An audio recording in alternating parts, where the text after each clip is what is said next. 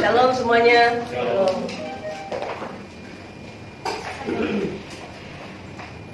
Sangat bersyukur kalau pagi ini kita masih diberikan kesempatan oleh Tuhan untuk kita bisa bersama-sama beribadah kembali di hadapannya. Kerinduan kalau kita sudah menjadi orang tua, ketika anak kita jauh-jauh dari kehidupan kita, kita rindu untuk bertemu kembali dengan mereka. Kita rindu memeluk mereka kembali, betul? Nah, kata dulu orang tua saya bilang, dan saya juga pernah dengar dari teman-teman lain, orang tua ini gambaran Tuhan. Kalau orang tua aja di dunia itu kangen sama orang tua, anak-anaknya, apalagi Tuhan, ya tentu kangen, setiap saat kangen sama kehidupan kita. Nah, saya kasih saat pagi hari ini kita masih bersyukur Tuhan masih memberikan kesempatan untuk kita kembali datang pada Dia, masih dalam tema yang sama bahwa iman kita harus terus bertumbuh, berbuah. Ya, saya bersyukur sekali ketika menerima tema ini karena apa? Tuhanlah yang sebenarnya sedang melihat setiap hati kita. Dan bersyukur sekali karena Tuhan menegur setiap minggunya dengan firman-firman yang Dia berikan. Sehingga kita tahu kenapa ada tema seperti ini. Berarti setiap kita di sini, nggak usah pikir yang lain ya, semua kita di sini imannya memang belum ada yang sempurna. Kita sedang berjalan menuju kesempurnaan bersama Tuhan. Dan firman Tuhan yang disampaikan melengkapi, memberikan pengertian, pengetahuan yang luar biasa untuk kita melangkah ke depan harus seperti apa. Saya kasih, kita bersyukur karena kita hidup dipimpin oleh Tuhan melalui firman-Nya. Ya, saya percaya bahwa setiap kita saat ini boleh datang pada Tuhan juga bukan satu kebetulan, karena kita tahu semua langkah kita diatur oleh Dia. Amin. Kita boleh ada seperti sekarang ini, kita ada semua ada anugerah Tuhan. Dengan basic yang ada, tema yang ada, kita akan kembali pada basic itu, tema Tuhan yang sudah diberikan dari awal. Kita akan buka kembali, kita akan baca kembali di dalam 2 Petrus 1.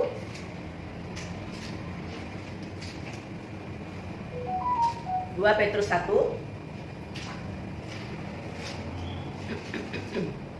Ya, kita kembali baca mulai ayat 3. Kita akan baca bersama-sama. Karena kuasa ilahinya telah menganugerahkan kepada kita segala sesuatu yang berguna untuk hidup yang saleh oleh pengenalan kita akan Dia yang telah memanggil kita oleh kuasanya yang mulia dan ajaib. Dengan jalan itu Ia telah menganugerahkan kepada kita janji-janji yang berharga dan yang sangat besar, supaya olehnya kamu boleh mengambil bagian dalam kodrat ilahi dan luput dari hawa nafsu duniawi yang membinasakan dunia.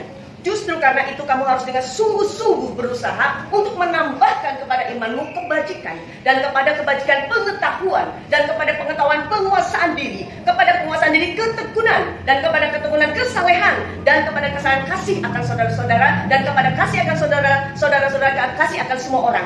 Sebab apabila semuanya itu ada padamu dengan berlimpah-limpah, kamu akan dibuatnya menjadi giat dan berhasil dalam pengenalanmu akan Yesus Kristus Tuhan kita.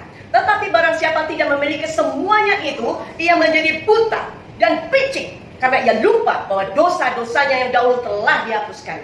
Karena itu saudara-saudaraku, berusahalah sungguh-sungguh supaya panggilan dan pilihanmu makin teguh. Sebab jikalau kamu melakukannya, kamu tidak akan tersandung. Dengan demikian, kepada kamu akan dikaruniakan hak penuh untuk memasuki kerajaan kekal, yaitu kerajaan Tuhan dan Juru Selamat kita, Yesus Kristus. Saya kasih tema atau judul renungan pada hari ini adalah Control Yourself. Saudara, untuk kita mempunyai pengendalian diri, penguasaan diri ya, karena yang dua sudah ya, iman ditambahkan kebajikan sudah, pengetahuan kemarin juga sudah dibahas. Saat ini bulan ini memasuki tentang penguasaan diri. Kita tahu bahwa iman itu datang dari Allah, dan kita harus mendapatkan pengetahuan, baik pengetahuan firman, pengetahuan dalam sekuler. Semua harus kita tahu bahwa, tapi tetap di dalam kontrol firman Tuhan supaya kita tidak tersesat. Kalau pengetahuan tanpa ada penguasaan diri pun akan bahaya. Karena apa? Ketika orang pintar masuk semua ilmunya, wah semua bisa dia kuasai. Timbul yang namanya apa? Kesombongan. Dia nggak mau diatur. Saya pernah punya teman, dia seorang apa ya? Dia pintar sekali, masih muda sudah menjadi profesor. Saya kenal dia tidak lama dan beliau sudah dipanggil Tuhan. Saat dia terlalu pintar, dia mempunyai hikmat yang menurut dia benar, bahwa tidak ada Allah, semua kejadian itu secara alami dan sebagainya. Hingga suatu saat dia terpentok sama pikirannya sendiri dan dia boleh mencari Tuhan. Saudara kasih, kita bersyukur karena Tuhan mau melatih kehidupan kita menjadi lebih sempurna lagi. Kita akui bahwa kita belum ada yang sempurna, iman kita belum sempurna. Maka saat pagi hari ini kita akan melihat apa sih yang namanya penguasaan diri ini, ya? Apa? Penguasaan diri adalah kita ada kemampuan untuk mengontrol diri kita, ya, mengendalikan diri sendiri. Saudara, orang yang suka marah-marah dari sononya nih, ya, itu akan susah sekali mengendalikan emosinya. Ya, contoh yang paling dekat di dalam hidup saya adalah suami saya. Gak apa-apa ya Pak Paulus. Bagaimana dia berjuang untuk mengontrol emosinya, dia akui bahwa dia nggak bisa untuk tidak marah dulu. Oh sekarang dia banyak diam, dia lebih bisa menerima. Tapi itu butuh proses yang luar biasa, dan kami di lingkungannya itu juga mengalami hal yang luar biasa. Ya, tapi puji Tuhan dari hari ke hari ada peningkatan, nggak statis. Mulai mau ditegur ya, ketika kami berdialog, ya kalau kamu mau seperti ini, saya tahu kekurangan saya minta maaf. Kalau dulu ya saya namai suami saya itu adalah Tuhan Maha Benar. Karena apa? Salah benar, nggak pernah mau disalahin. Tapi kalau sekarang dia ketika ditegur, dia menyadari kesalahannya, dia bisa minta maaf. Itu adalah progres, itu adalah buah. Nah, saya kasih di dalam pengiringan kita kepada Tuhan pun harus seperti itu. Ya, saya bersyukur sekali dengan ketekunan dia mencari Tuhan, kesetiaan dia mencari Tuhan. Ya, anak-anak sudah dewasa, udah punya cucu, perubahannya semakin hari semakin kelihatan. Dan kita semua di sekelilingnya semakin jadi nyaman ya. Kalau dulu saya nggak bisa duduk lama dengan beliau gitu, karena anak-anak juga karena nggak usah sampai 10 menit pasti ada hal yang luar biasa terjadi. Tapi sekarang bisa bercanda dengan cucu, bisa bercanda dengan kami ya. Mulai ada satu perubahan. Saya kasih bicara tentang penguasaan diri, bukankah kita tahu bahwa ini adalah kehendak Tuhan ya, bahwa kita tanpa pengendalian diri kita akan seperti mobil tanpa rem. Coba bayangkan, Pak Hendrik punya mobil, ketika jalan nggak sadar remnya putus sebenarnya, baru sadar udah di jalan yang ramai. Kira-kira apa yang terjadi ketika dia udah terlanjur ngegas yang agak hard? Apa yang terjadi Pak? Kontrolnya nggak ada, bukan? Pasti dia akan nabrak, merugikan orang lain, merugikan diri sendiri, ya. Puji Tuhan kalau nggak babak belur dirinya kehantam sesuatu, kalau mobil doang ya, tapi pengeluaran mesti ada lagi. Belum orang yang dicelakakan dia. Kalau mereka pada nuntut semua, sakit kepala dia. Nah, saya kasih demikian juga di dalam kehidupan kita. Kontrol dalam kehidupan kita harus ada. Ya, penguasaan diri ini tidak mudah memang. Ya, Pak Gembala minggu lalu bicara, membutuhkan proses yang panjang, menyakitkan hati. Karena apa? Penguasaan diri kembali ke dalam butuh kerelaan hati yang benar-benar. Karena hati ini yang dibentuk. Nah, bagaimana supaya kita bisa ada penguasaan diri? Ini pertanyaannya. Ya, kalau kita nyadar, saya ini mulut saya masih suka gosipin orang. Aduh, udah malam saya baru sadar. Tadi saya ngomongin si A, si B. Ya, kontrol perkataan saya belum bisa. Saling kasih. Mari. Yang pertama adalah kita tahu bahwa kita sebagai anak Tuhan haruslah seperti pohon yang kita harapkan untuk bertumbuh kemudian berbuah. Adalah kehendak Tuhan untuk kita berbuah. Kita baca kembali ayat sunda tenar, yaitu Galatia 5 ayat 22 sampai 23. Saya akan bacakan kita semua. Galatia 5 ayat 22 sampai 23. Tetapi buah roh ialah kasih, sukacita, damai sejahtera, kesabaran, kemurahan, kebaikan, kesetiaan, kelemah lembutan, penguasaan diri. Tidak ada hukum yang menentang hal-hal itu. Kalau sepakat itu kita punya dan kita hidup dimanapun, orang akan merasa ada damai di dalamnya, ada sukacita yang mengalir dalam kehidupan kita. Ya, sering kasih. Dan di sini yang kesembilan adalah penguasaan diri. Nah, apa saja yang harus kita kendalikan untuk kita bisa menguasai diri kita? Ya, kita punya rem yang pakem, jangan setengah pakem, tapi rem yang pakem yang akan membuat kita sadar bahwa ini tidak baik, ini tidak boleh. Ya, kadang ada orang yang kalau emosian terjang dulu baru mikir, ya. Tapi kita dilatih oleh Tuhan. Ayo kita berhikmah, ya. Yang pertama adalah kita menguasai diri dari hawa nafsu. Ya, hawa nafsu. Kita ingat tokoh Simpson, bagaimana hidupnya hancur, dia buta oleh apa? Oleh hawa nafsu dia yang tidak bisa dikontrol. Dinasihati oleh istrinya pun nggak mempan. Sudah dibilang nggak boleh mencintai wanita di luar bangsanya. Tapi karena kemolekan, kecantikan, lemah gemulainya sang Delila, kita tahu akhir hidup Simpson seperti apa? Kenapa? Dia tidak bisa mengendalikan hawa nafsu. Raja Daud juga pernah jatuh di dalam dosa perzinahan. Kenapa? Dia tidak bisa mengontrol juga. Ya. Kemudian apa lagi? Yang kedua adalah menguasai diri dari karakter kita atau watak kita pribadi. Tuhan mau loh kita dibaharui karakter kita. Ya, kalau di dalam Galatia pasal 5 ayat sebelumnya ayat 16 sampai 21 kalau salah, itu adalah karakter lama. Itu adalah wujud kehidupan kedagingan yang lost control oleh setiap manusia yang dilakukan. Tapi kita bukan lagi hidup di dalam mereka bukan lagi hidup dalam kerajaan yang lama. Ingat, kita sudah ada dalam kerajaan terang Tuhan. Kita ada di dalam kerajaan Allah. Dan kita dipimpin oleh siapa? Oleh Tuhan sendiri. Melalui apa? Melalui rohnya.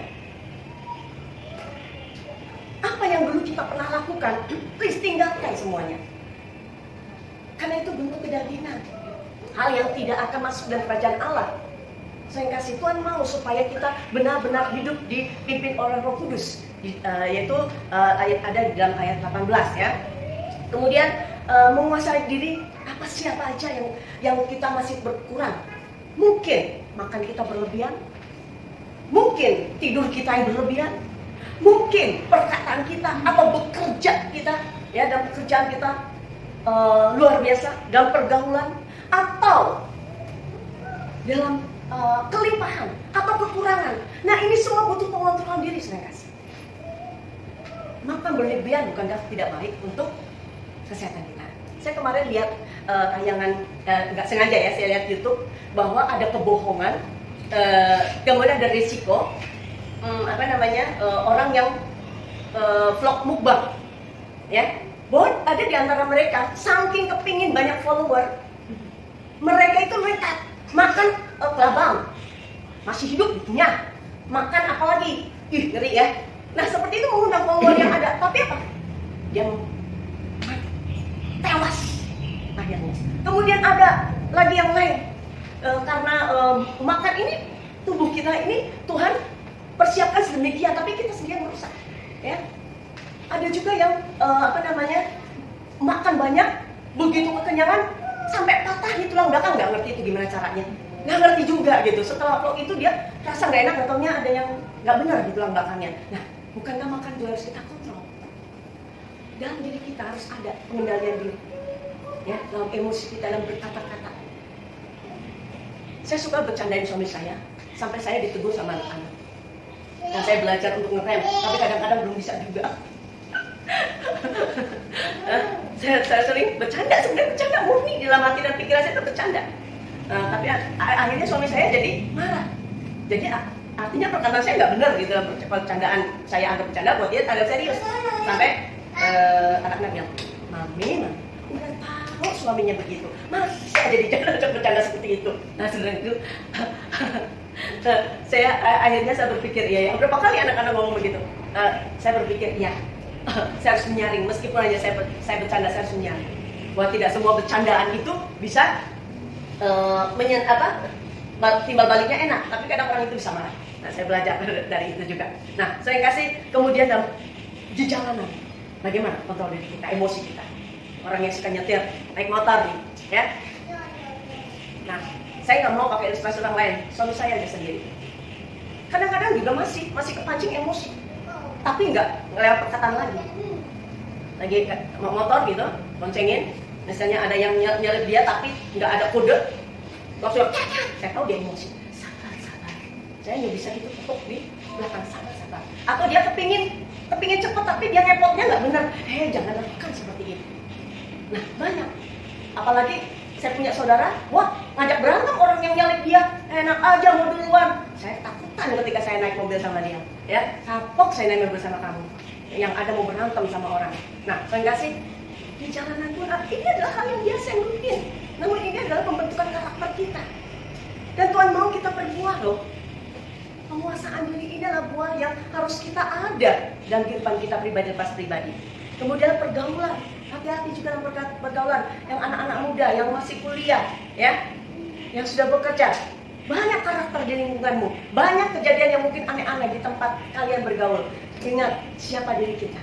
Ya, kita adalah imamat rajani, bangsa yang kudus, dan harus mencerminkan Kristus, tetap memancarkan Kristus, terang Kristus ada dalam kehidupan kita, dalam kelimpahan. Ya, mungkin kita diberkati dengan luar biasa, tapi kita tidak ada kontrol diri, sehingga kita mulai sombong, mulai menganggap yang lain di bawah kita tanpa kita sadari. Sepertinya kita berbuat baik, tapi kita sekaligus kalau aku berbuat baik sama dia, saya bisa memerintah dia semaunya. Jadi yang namanya tanpa kita menjadikan diri kita itu seperti diktator, tapi diktator yang baik. Namanya diktator, kayaknya nggak ada yang baik, bukan? Meskipun kita sepertinya berbuat baik, tapi kalau tidak seperti apa yang Tuhan mau, ya, artinya kita tidak hidup dalam kehendak Tuhan. Bukan pimpinan Roh Kudus, tapi pimpinan sendiri. Orang lain akan memuji kebaikan kita, tapi tidak memuliakan Allah. Kalau kita sudah ada dalam Tuhan, kita wajib berbuat baik, tapi motivasikan kehidupan baik itu untuk siapa? Untuk kemuliaan Tuhan, karena kita tahu kita sudah ditebus oleh darah Yesus, dan cintanya mengubah kehidupan kita untuk melakukan yang baik. Nah, ini sudah kita bahas tentang kebajikan, kan? Harus bagaimana? Kalau yang lupa, kita lagi tuh, buka lagi tuh itu, ya. Nah, kemudian dalam kekurangan pun, kalau kita tidak ada kontrol diri dan kekurangan, kita akan banyak mengeluh. Kita akan banyak berpikir yang aneh-aneh. Saya begini karena si A, si B, si C. Tapi kalau kita ada di dalam firman Tuhan, di dalam kebenaran, kita tahu bahwa siapa yang pimpin kehidupan kita, maka apa yang kita alami keluarnya akan berbeda. Kita lihat, kita sudah pernah dengar siapa Ayub. Bagaimana kaya rayanya dia, anaknya ganteng-ganteng, cantik-cantik, istrinya, dia semuanya lengkap.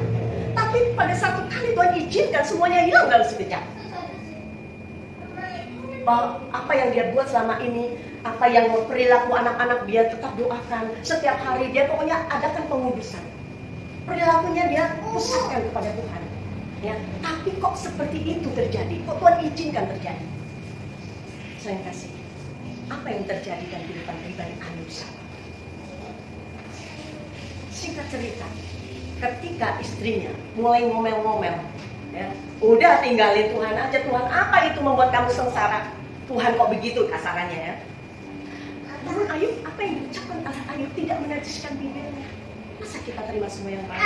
Apa yang Tuhan izinkan terjadi, itu juga adalah kebaikan Tuhan.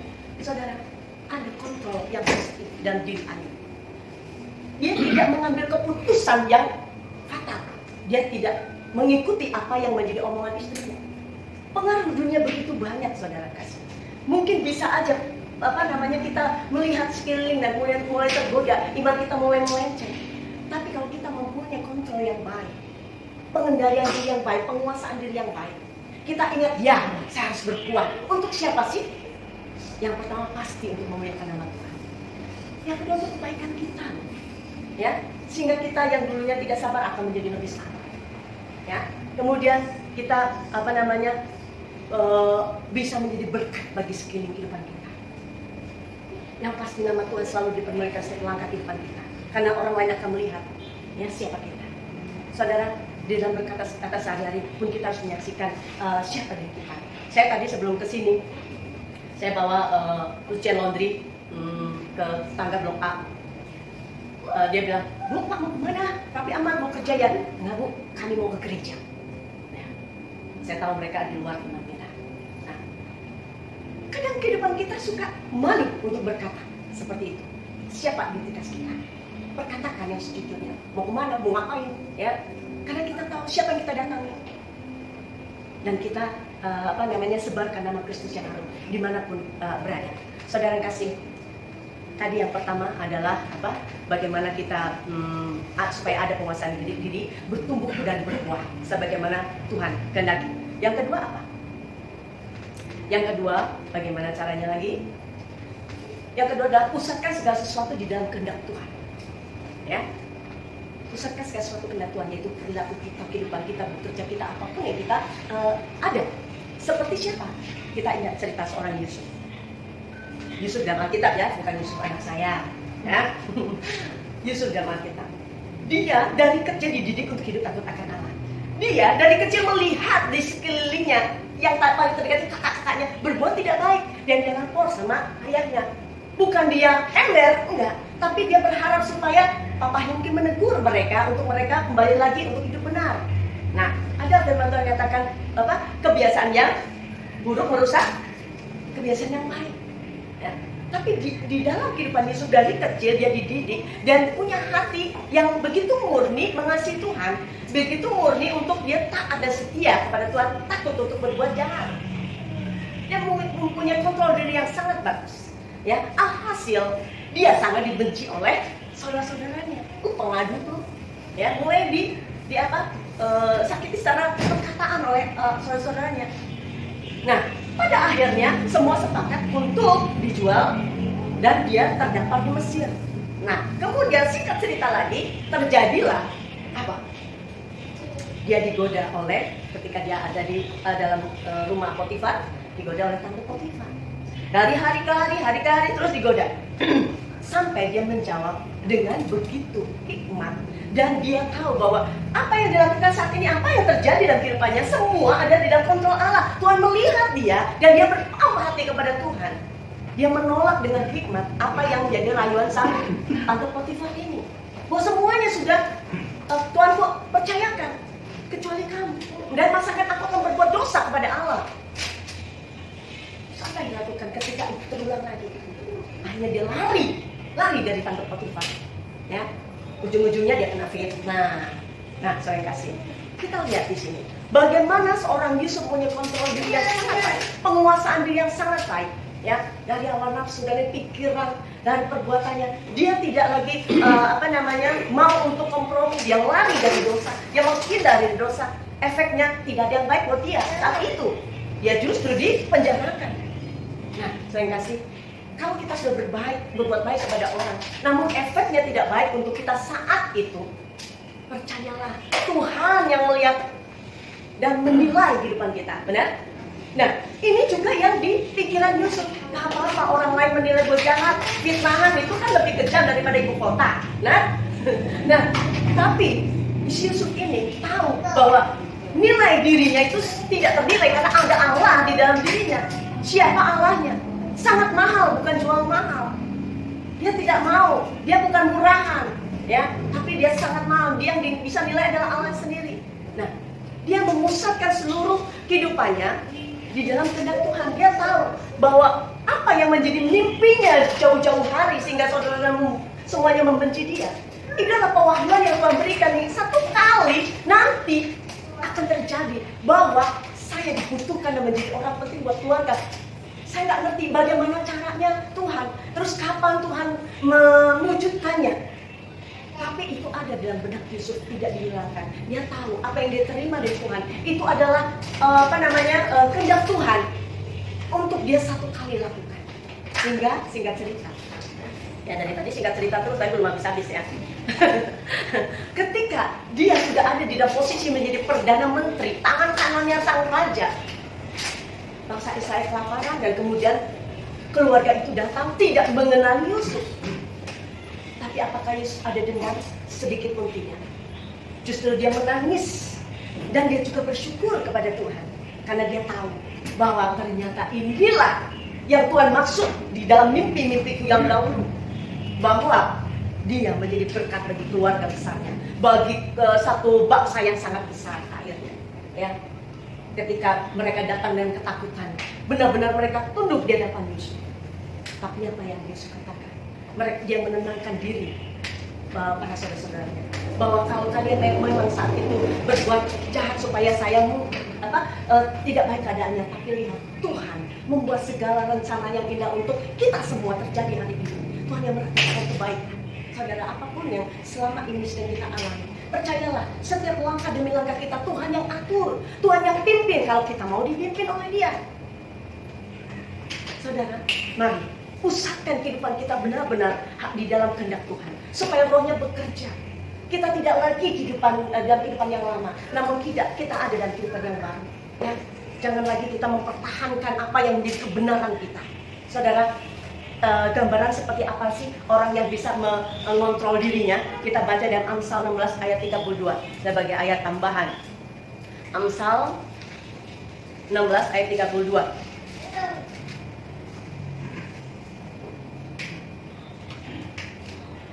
Sudah ketemu semua? Orang yang sabar melebihi seorang pahlawan. Orang yang menguasai dirinya melebihi orang yang merebut kota. Nah, yang lain, bukan seperti tembok roboh. Amsal 25 ayat 28. Orang yang tak dapat mengendalikan diri adalah seperti kota yang roboh temboknya. Nah, saudara, kita tuh yang mana nih? Apakah kita orang yang bisa menguasai diri kita seperti seorang pahlawan?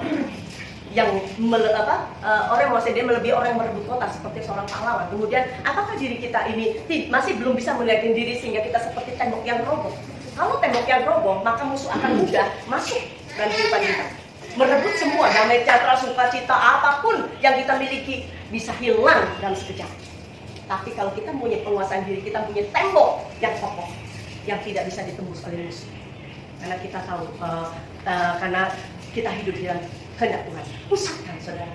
Pusatkan kehidupan kita, perilaku kita, pekerjaan kita, apapun yang ada di depan kita hanya di dalam kehendak Tuhan, di dalam pimpinan Tuhan, sehingga kita bisa kuat menghadapi hari-hari ini. Nah, terima kasih. Kita mau supaya kehidupan kita seperti Yusuf, seperti Ayub, ya. Di dalam saya melihat bahwa di dalam penguasaan diri ini juga ada kerendahan hati. Saya punya seorang teman dulu. Dia yang membimbing saya di dalam kerohanian juga. Ketika kami berdua, dia juga orang yang udah lumayan sepuh. Ketika kami sedang duduk nih, nggak ada acara apa-apa, tapi mau apa ya, lupa saya acara apa gitu. Nah, tiba-tiba ada seorang ibu muda datang. Kami berdua sedang ngobrol biasa. Ketika ibu muda ini ngobrol, saya tahu bahwa dia seorang yang pintar, seorang yang kaya, cantik pula. Nah, saya pikir dia punya attitude yang baik, ya. Dan dia setia sekali dalam pelayanan. Dia menurut kesaksian dia banyak jiwa-jiwa yang datang pada Tuhan. Puji Tuhan. Namun ketika saya tidak membicarakan orang tersebut, tapi saya melihat dari sisi si ibu ini. Ketika kami mendengar si ibu muda ini berbicara begitu banyak, seperti mengkhotbah kita semua yang duduk saat itu, apa yang dia lakukan, kesaksian, bla bla bla semuanya. Tapi caranya, berkata-katanya tidak pakai hikmat, ya. Jadi kesannya itu menggurui, kesannya dia lebih dari semua yang ada saat itu. Apa yang dilakukan oleh sang ibu ini? Saya sangat diberkati. Dia punya pengontrol diri yang begitu baik, sehingga saya melihat ada kerendahan hati, kelembutan, keramahan. Dia mengangguk, dia tersenyum, tapi bukan pura-pura, ya. Kan ada juga orang yang ngomong, diajak ngomong, iya, gitu kan, ada yang kayak gitu. Tapi dia benar-benar bicara,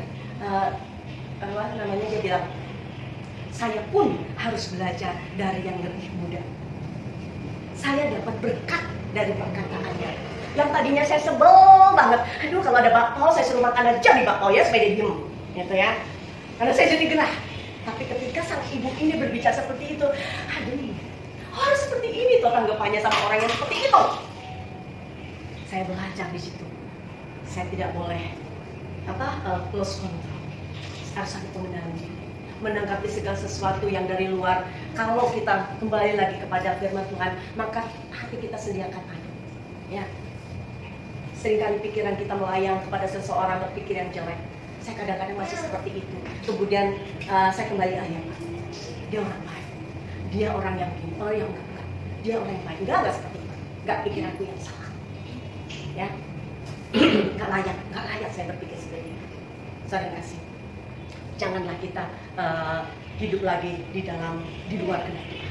Ingat, penguasaan diri adalah kehendak Tuhan. Kenapa? Karena Dia mau kita bertumbuh dan berbuah. Kemudian yang kedua adalah pusatkan seluruh kehidupan kita hanya kepada kehendak Tuhan, di dalam kehendak Tuhan. Perhatikan apa yang menjadi kehendak kehidupan kita. Ya.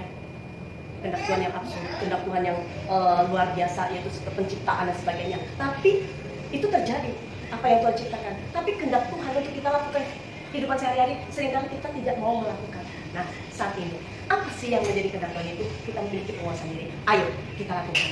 Perhatikan apa yang Tuhan katakan, apa yang Tuhan inginkan. Dan dengan kekuatan rohnya, pasti kita bisa untuk melakukannya. Belajar, proses, tidak gampang, tidak mudah, tapi bukan berarti kita tidak bisa. Amin. Yakin bahwa kita adalah milik Tuhan. Siapa yang mengasihi dan mencintai Tuhan, kita semua lakukan apa yang menjadi kesenangan hati Tuhan. Amin. Kita akan berdoa kepada Tuhan pagi ini. Kita mau supaya kehidupan kita dipimpin oleh Roh Kudus.